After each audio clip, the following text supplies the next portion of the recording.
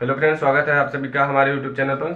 हम आज रैखिक समीकरण के एक क्वेश्चन को लेके आए हैं, जिसमें हम आपको रैखिक समीकरण को आसानी तरीके से सॉल्व करना सिखाएंगे।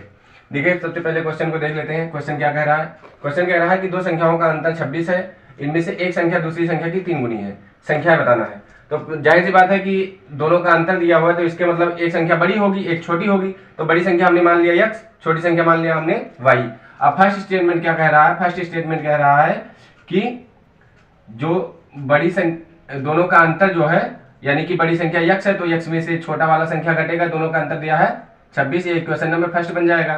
फिर सेकंड स्टेटमेंट क्या कहता है? सेकंड स्टेटमेंट कहता है कि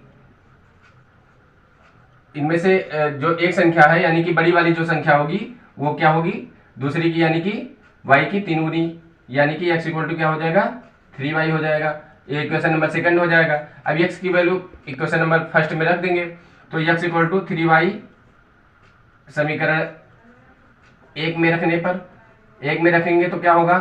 एक समीकरण क्या लिखा हुआ है? एक नंबर समीकरण लिखा हुआ है x minus Y equal to 26। तो x के प्लेस पे क्या रखा जाएगा? 3y minus Y equal to 26।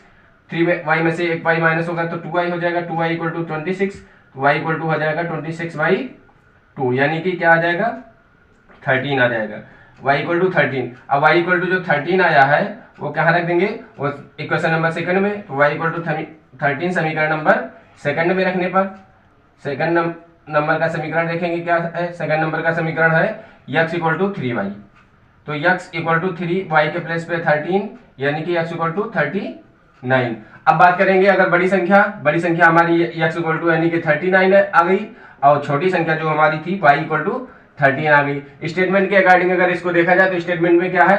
39 में से 13 माइनस होगा, यानी कि दोनों संख्याओं का अंतर 26 आ जाएगा। और एक संख्या था कि एक संख्या दूसरी की 3 गुनी है, तो 13 का 3 गुना 39 है। ऐसे ही बहुत सारे वीडियो आपको हमारे यूट्यूब चैनल पर मिलेंगे। अगर आपने अभी तक हमारे यूट्यूब चैनल को सब्सक्राइब नहीं किया तो आप हमारे टारगेट यूट्यूब चैनल को सब्सक्राइब, लाइक और कमेंट कर दें। धन्यवाद।